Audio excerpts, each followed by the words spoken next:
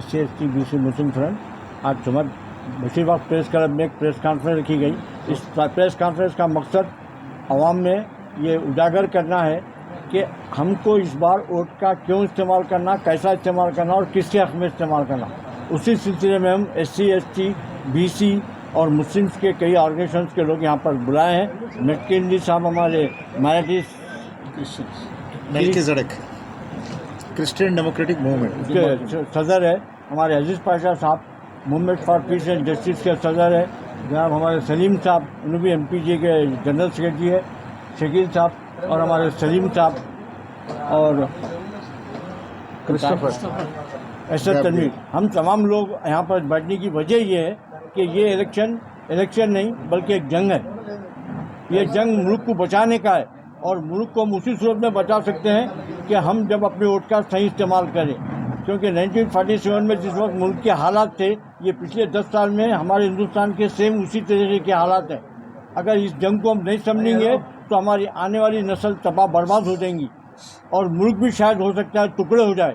तो हमको इसके लिए इस बार अपने वोट का इस्तेमाल सही करना है, क्योंकि हिंदुस्तान में दो पार्टियां इस वक्त है, एक है भारतीय जनता पार्टी और दूसरी कांग्रेस है।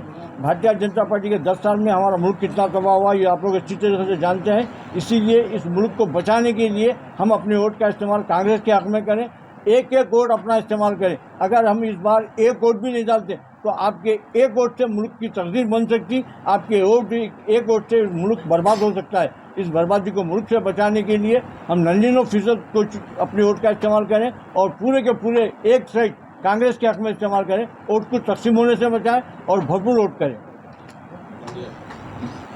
हमारे मुल्क में वोटिंग का परसेंट मैं समझता हूँ मर्दों से किसी हद तक 1-2% ज़्यादा ख़वातीन का है और ख़वातीन हमारे वोट का इस्तेमाल नहीं करते। तो आप हम तमाम मर्दों की जिम्मेदारी है कि वो अपनी माँ बहनों को घरों से निकालें और वो वक्त में सबसे पहले अपने वोट का इस्तेमाल करें।